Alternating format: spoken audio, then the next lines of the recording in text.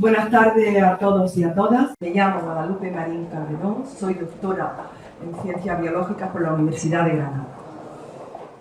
Y tengo el gusto de presentaros a los ponentes Carlos Barra Galán y Rosana Triviño Caballero, que han tenido precisamente la amabilidad de aceptar la invitación. Tienes que aceptarlo. Que han tenido precisamente la amabilidad de aceptar nuestra invitación para hablarnos, venir a Granada y para hablarnos sobre la eutanasia y la libertad de conciencia. Charla que organizan el Seminario Galileo Galilei de la Universidad de Granada, Granada Laica y la Universidad Laica, junto con el derecho a morir dignamente, que están enmarcadas esta conferencia, esta charla, enmarcada en la cuarta sesión del quinto ciclo de conferencias con el título global de El laicismo ante la nueva anormalidad. Pero me van a permitir, antes de pasar a darles la palabra, me gustaría manifestar mi sentir al pueblo ucraniano, así como también mostrar mi solidaridad a la comunidad rusa que expresan su malestar ante la invasión de Ucrania. Y antes también de darles la palabra, pues voy a resaltar los perfiles científicos de ambos ponentes. Carlos Barra Galán es médico especialista otorrino-laringólogo, licenciado en Derecho, especialista en Gerencia Áreas de Salud por la Universidad Politécnica de Valencia, director provincial del INSALUD Ciudad Real, gerente del Hospital Universitario Príncipe de Asturias en Alcalá de Henares. Ha escrito libros y artículos, de los cuales entre los libros podemos resaltar La defensa de una sanidad pública. También en su libro habla sobre el neoliberalismo creciente, democracia menguante, ambos, el primero en el 2018 y el segundo en el 2019, en la editorial Occidente. También ha publicado artículos entre los periódicos, se pueden destacar El País, el The Huffington Post, Nueva Tribuna, Acta Sanitaria, Público, Sistema Digital. Los 4 últimos años los ha publicado los artículos en Nueva Tribuna y Acta Sanitaria.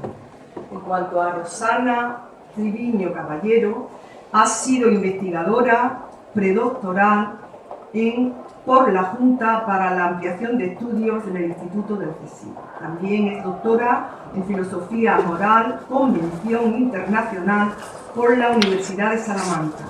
También ha realizado un máster en Filosofía Política por la UNED. Es profesora de Humanidades Médicas y Bioética en la Facultad de Medicina de la Universidad Complutense de Madrid.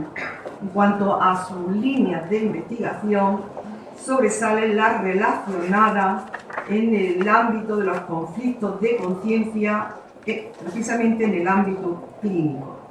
Indiscutiblemente hay que resaltar entre sus publicaciones el peso de la conciencia, el ejercicio de la afección en el contexto de las profesiones sanitarias, entre otras. También hay que destacar las reflexiones sobre la objeción de conciencia en relación con la muerte médicamente asistida. Y sin más, pues ya pasamos a darles la palabra. En primer lugar, va a hablar Carlos Barrera Galán. La primera vez que dijiste eso. Venga, y yo, si son tan amables, me voy a sentar y después en el coloquio vuelvo a subir. ¿Vale? Gracias. A vosotros.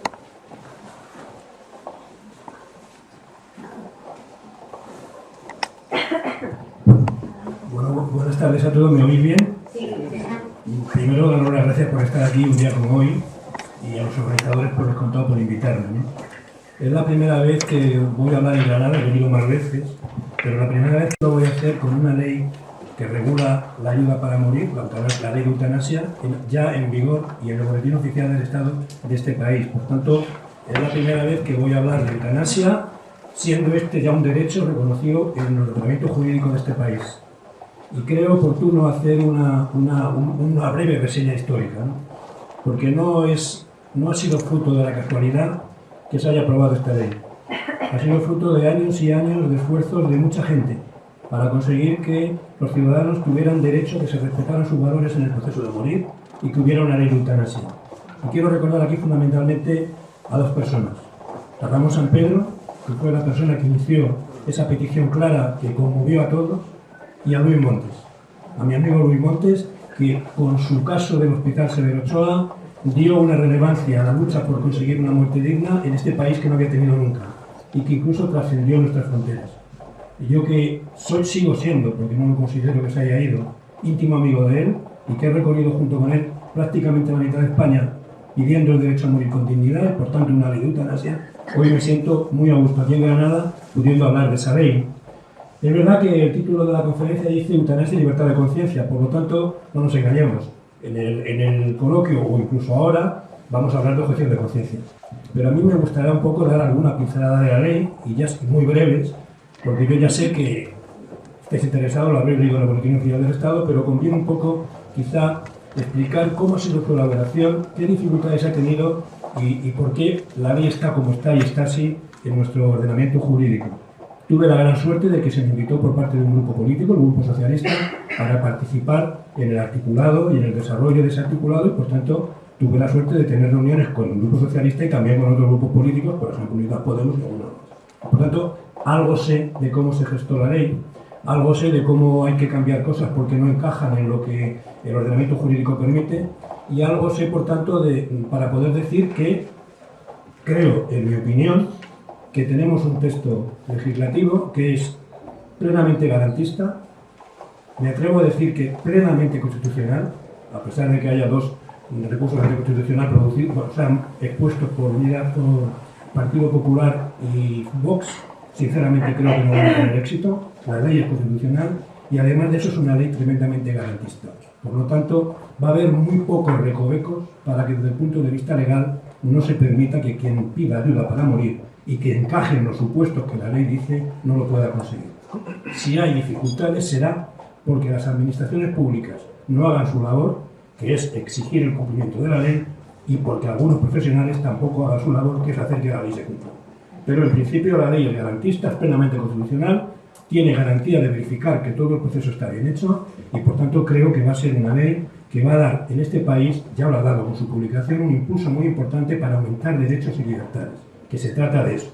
Se trata de garantizar un nuevo derecho de los ciudadanos, respetando derechos fundamentales de su persona, como son la dignidad y el libre desarrollo de su personalidad. Y esa ley se llama la ley de eutanasia. Dicho esto, diré que esta ley, en mi opinión, a mí me hubiera gustado que fuera más amplia. Y por tanto, no es el final que yo quiero conseguir. Yo defiendo la libre disponibilidad de la propia vida. Y por tanto eso acoge mucho más que determinados supuestos.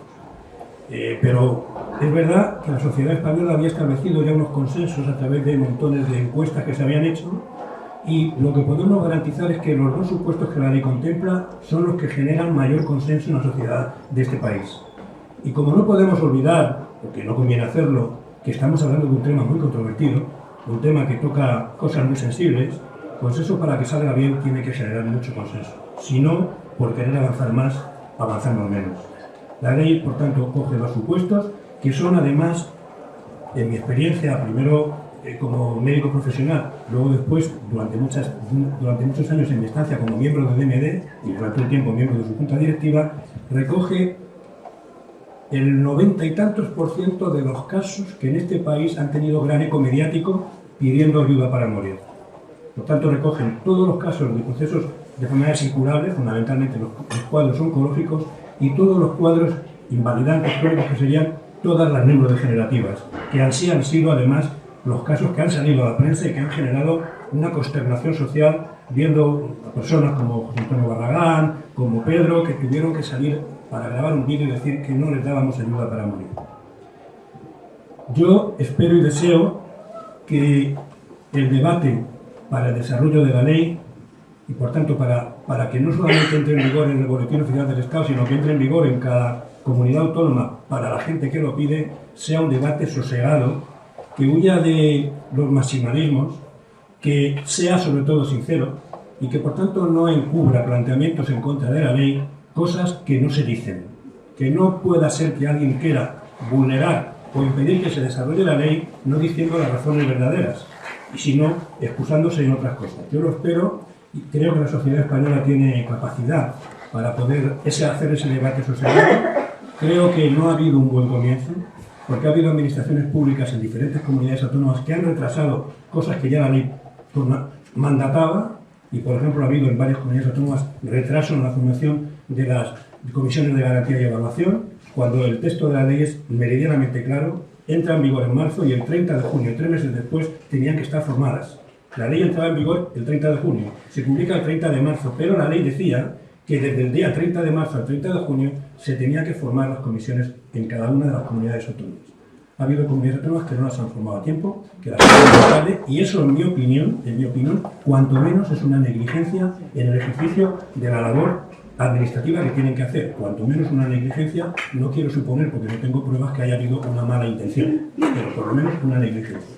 Hoy parece que ya ese tema está resuelto y lo que estamos observando es que en algunos casos hay enlentecimiento en dar las respuestas a las personas que solicitan ayuda para morir.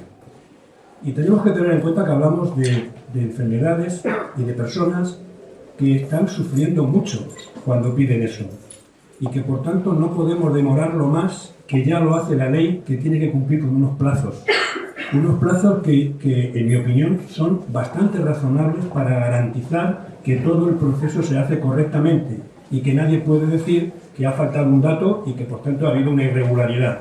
Pero ese proceso no puede ser ampliado porque haya retardo en admitir la solicitud, haya retardo en que haya un médico responsable, haya retardo en que no haya médico consultor, haya retardo en que no se reúna la comisión y por tanto haya retardo en que se preste la ayuda para morir.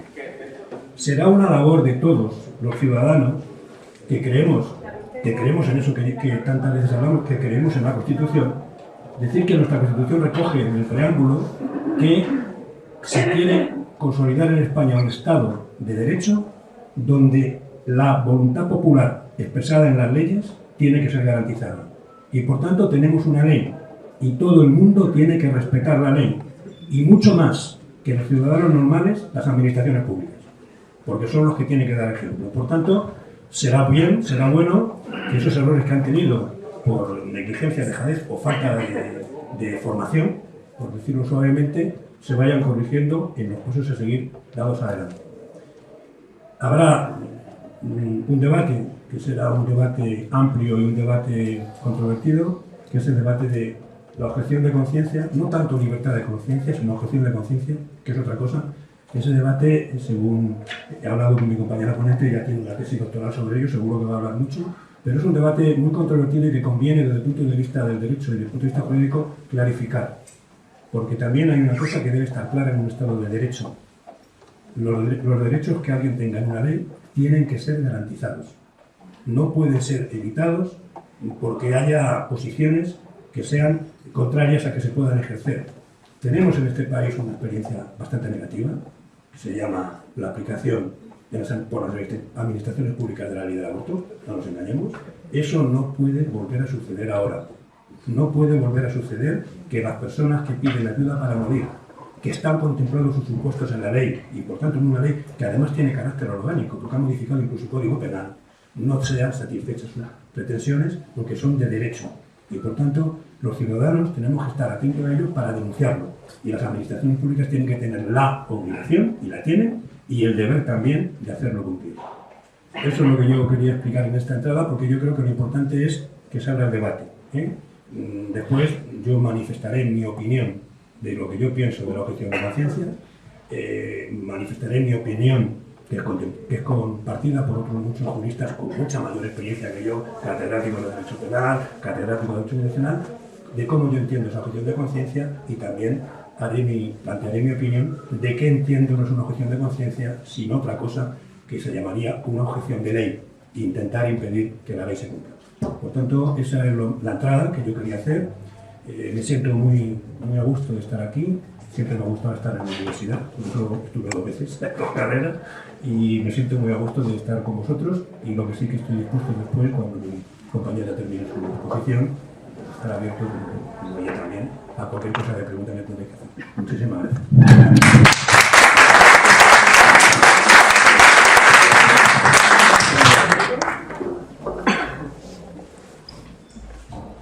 Buenas tardes. A ver si se me oye primero. ¿Se oye? Sí. ¿Sí? Me acerco más. Me voy a comer esto. No sé si vos... Si se deja de oír, me dices. Bueno, buenas tardes. Muchas gracias por asistir en esta tarde lluviosa. Para mí también es un placer poder estar aquí, poder compartir mesa con Carlos, y la verdad que bueno, el tema es de máxima vigencia y actualidad. Me parece el formato además muy apropiado, muy oportuno, porque muchas veces lo que nos pasa, ¿no?, es que predicamos desde el púlpito, pero no se escuchan otras voces, ¿no?, y otras inquietudes. Entonces, bueno, pues intentaré igual ser breve, lo más directa posible, para dar la palabra y, bueno, que haya un diálogo entre todas y todos.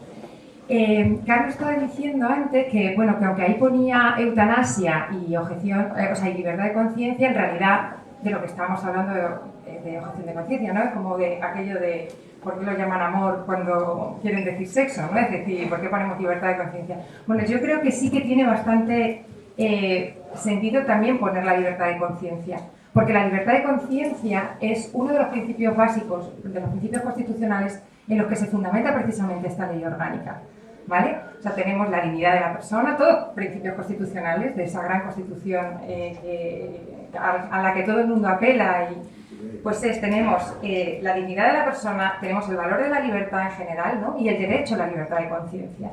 Y eso está en la base de la ley, es uno de sus fundamentos fundamentales, o sea, de sus fundamentos básicos, ¿no? Y esto es así también porque al final no deja de ser un desarrollo que va más allá de otro tipo de derechos que se han ido llevando a cabo, implementando y regulando en el marco normativo del ámbito sanitario, ¿no? Se empezaba con la ley de autonomía, estaba el convenio de Oviedo a finales de los años 90. Entonces, forma parte al final de esa órbita de conquista de derechos por parte de las personas usuarias del sistema de salud, usuarios y pacientes. Entonces, la libertad de conciencia arranca de ahí. Luego tenemos la objeción, ¿no?, que ya avanzaremos. Pero, bueno, hay una libertad de conciencia que es la de todas y todos nosotros, de hacer un uso de esa libertad para decidir cómo morir, que es diferente también de pensar en que hay un derecho a morir, ¿no?, que eso también se dice mucho. Existe un derecho a morir y eso es, jurídicamente es muy complejo, ¿no? Es un derecho a decidir cómo quiero morir, que es algo diferente, y esto está muy vinculado a la libertad de la conciencia de cada persona y a la integridad moral y la forma de ver el mundo de cada una y cada uno de nosotros. Bueno, dicho esto, un poco por enganchar y ir soltando cosas que nos valgan después, lo que a mí me gustaría, bueno, pues plantear un poco es problemas quizás más desde el ámbito de la ética, de la bioética, que es donde yo pues, me muevo más, y las cosas que se han ido identificando a propósito de la objeción. Me parecía que podía ser ilustrativo un caso que seguramente conozcan, hay algún compañero que lo conoce bien, que bueno, salió en los medios no hace unos meses. Los relatos según se recogía en el diario El País, ¿no?, que fue donde se publicó la noticia. Javier Serrano tenía 58 años, padecía esclerosis lateral amiotrófica y había solicitado la eutanasia poco tiempo después de la aprobación de la ley. Ya sabéis que había muchas personas que estaban casi pendientes a pasar y al día siguiente presentar la solicitud. El neurólogo del Hospital 12 de Octubre de Madrid, que se ocupaba de su caso, no le comunicó que era objetor de conciencia. Javier se enteró cuando un equipo de la unidad de paliativos, enviado por el mismo especialista y también objetores, se desplazó a su domicilio. Allí le intentaron convencer de que no solicitara la eutanasia, apelando a que pensara en su familia, que había pacientes inmovilizados que podían comunicarse con sus ojos y que eran felices. Javier se dio cuenta entonces de que los trámites para recibir la prestación de ayuda médica para morir no se habían iniciado, como él había solicitado en su momento. Su hermana acudió al hospital y encontró a otra neuróloga que llevó a cabo las gestiones para facilitarle la eutanasia. Javier falleció, de acuerdo con su voluntad, el 3 de noviembre del año 21. Claro, este tipo de casos, y por eso lo traía aquí, nos ilustran de una manera muy encarnada, ¿no?, cuál es la situación de facto en el contexto sanitario con mucha frecuencia. No siempre, ¿no?, pero como estamos en esto. Es verdad que al final se trata de ponerse, ¿no?, como profesional sanitario en cuestiones que nos interpelan moralmente de una manera muy profunda, ¿no? El principio y el final de la vida son cuestiones que no solamente son fácticas, que no solamente es algo que está ahí, sino que están cargadas profundamente de valores, ¿no? Entonces, como no tenemos todas la misma manera de interpretarlo, la misma manera de valorarlo, la misma manera de vivirlo, bueno, pues tenemos un mecanismo, en este caso para los profesionales sanitarios, que recoge específicamente la ley, que es el poder recurrir a la objeción de conciencia. Y eso está bien, en principio, ¿no? Si queremos y creemos en las libertades, si queremos y queremos en que la libertad de conciencia es algo y es un valor que todas y todos apreciamos, pues es algo que en principio es algo bueno, ¿no? La cuestión, claro, es que eso hay que hacerlo compatible con que la prestación que se ofrece la ley sea viable, sea posible, sea accesible. Es decir, que este mecanismo que protege la conciencia de los profesionales sanitarios no se convierta en un obstáculo, que es algo que ya conocemos. Bueno, el recorrido de la ley es todavía corto. Hay algunos casos, como estos que saltan en los medios y que, bueno, pues asociaciones como BMD también se encargan de dar a conocer. Todavía no son numerosos, pero sí tenemos el antecedente, aunque no sea parangonable, no sea una cosa paralela, de lo que ocurre en el caso de la interrupción del embarazo, ¿no? Si pensamos un poco qué es lo que pretende la objeción de conciencia, lo vemos como decía antes, ¿no?, un mecanismo que permite la preservación de la integridad moral frente a una norma que se establece democráticamente, en la que las propias convicciones entran, o con la que las propias convicciones, entran en conflicto, ¿no? Se trata de un recurso de carácter excepcional, que esto a veces también se olvida, ¿no? Y que a la que en principio solamente pueden acogerse, y en la ley así se establece, aquellos profesionales que están directamente implicados en la práctica, aunque ahí hay alguna cosa que luego, en fin, hay ciertos matices en la propia ley. Y bueno, entre las condiciones para ejercerla está, pues, el avisar previamente, anticipadamente al servicio correspondiente a las personas responsables de que se es objetor, y en el caso de la ley de eutanasia, a diferencia de lo que ocurría con la ley del aborto, inscribirse en un registro de objetores.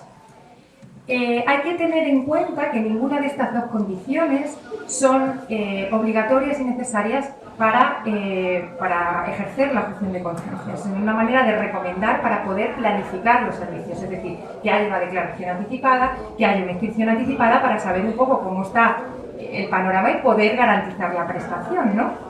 Pero, como se entiende que hay una libertad de conciencia, que es derecho fundamental, etcétera, bueno, pues puede haber lo que se llaman objeciones de conciencia sobrevenidas, que además específicamente en el caso de Andalucía y de Canarias, según creo, en el desarrollo autonómico que tiene la ley orgánica, bueno, se recoge de manera específica, es decir, hay la posibilidad de objetar sobrevenidamente, en este caso objeto, y no hay una obligación de la comunicación anticipada y demás. Entonces, al final, se convierte, o sea, es un mecanismo que está blindado de una manera muy fuerte jurídicamente, que tiene sentido que tenga ese blindaje, pero que se convierte, pues, en un amparo que cuando se convierte, o sea, se ejerce de manera masiva y a veces un tanto indiscriminada por parte de quienes tienen, y no olvidamos, porque esto es muy importante, el monopolio de la provisión de un servicio, es decir, es algo que no se puede hacer en otro lado. Es decir, son los guardianes del acceso a la prestación, ¿no? Es el personal sanitario, son las instituciones hospitalarias, los centros hospitalarios. Es un derecho que no puede ejercerse fuera de ese entorno. Es curioso, y aquí apelo como invocarnos a las responsabilidades de las administraciones públicas, es que a veces esos problemas de carácter masivo en el ejercicio de la objeción que se han observado, que se han observado en el caso de la interdicción del embarazo, han preocupado mucho al activismo, en el caso concreto del aborto, al activismo feminista, en el caso de tejido asociativo, ¿no? Estamos pendientes de todo esto, a veces los medios, pero no tanto las propias instituciones, ¿no? La administración pública. Es decir, se sabe que en este hospital todo el mundo objeta. Se sabe que en este servicio no se hace esto o no se hace lo otro. Aquí objetamos todo desde 2009, decían en el clínico, ante un caso de aborto. Y bueno, esto se sabe. La ley dice que la objeción no puede ser un menoscabo para el acceso a la prestación. Y entonces, ¿qué pasa? Está bien, tenemos médicos objetores o colectivos sanitarios objetores, no necesariamente siempre médicos. Tenemos una prestación, pero la balanza está en este momento tremendamente desequilibrada, ¿no? Desde el momento en el que se supera la dimensión individual para tener ese alcance colectivo en el que se convierte con mucha frecuencia, tendríamos que pensar en lo que muy bien ha señalado Carlos, ¿no? En que sería más bien una objeción de ley, o incluso en términos también de la filosofía política, en una desobediencia civil encubierta, ¿no? Pero claro, es una desobediencia civil de aquella manera, ¿no? Porque si pensamos en quiénes son los desobedientes civiles, ¿a quiénes se nos viene a la cabeza? Pues uno piensa en Gandhi, uno piensa en Luther King, uno piensa en Rosa Parks, ¿no? En personajes que, como Mahatma Gandhi, tengo por aquí una cita, decía: en lo que la conciencia concierne, la ley de la mayoría no tiene lugar. Y que los actos de conciencia suelen acompañarse de la disposición a pagar un precio. Es decir, yo por mi conciencia, Martin Luther King defendía que un individuo que rompe una ley que la conciencia le dicta, que es injusta, y que está dispuesto a aceptar la pena de prisión para alzar la conciencia de una comunidad sobre algo que se considera injusto, en realidad está expresando el más alto respeto por la ley. Junto con esos nombres conocidos y sus discursos están también aquellas personas, recordad, más o menos anónimas, que se negaron a realizar el servicio militar obligatorio, a participar en guerras, o de una manera más reciente, si lo pensamos, en el contexto sanitario, a raíz de la aprobación del Real Decreto de 2012 sobre restricción al acceso a la salud, específicamente a las personas, o sea, que afectaban bastante a la mayor proporción a las personas migrantes e indocumentadas, había profesionales sanitarios que objetaban y seguían ofreciendo esa prestación porque entendían que tenían una obligación de conciencia.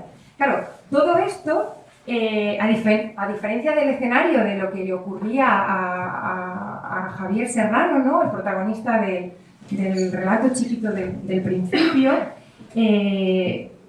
pues es lo que una pensadora, Ellen Goodman, ha denominado la conciencia sin consecuencia, ¿no? Los profesionales sanitarios objetan, todo el derecho está legalmente reconocido y establecido para ello, sin que existan mecanismos de control, o por lo menos sin que se lleven adelante, sin que haya ninguna consecuencia, aunque sí tienen unas consecuencias y no menores para quienes quieren acceder a una prestación y no pueden.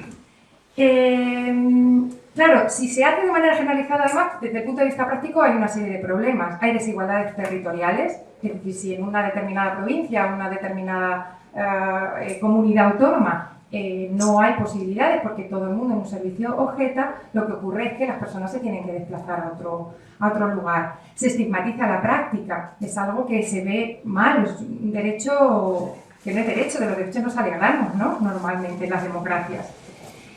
También se establece la dificultad para poder formar a los profesionales. Si no se realizan prestaciones en un determinado contexto, quien enseña a las personas que se están formando en este tipo de prestaciones.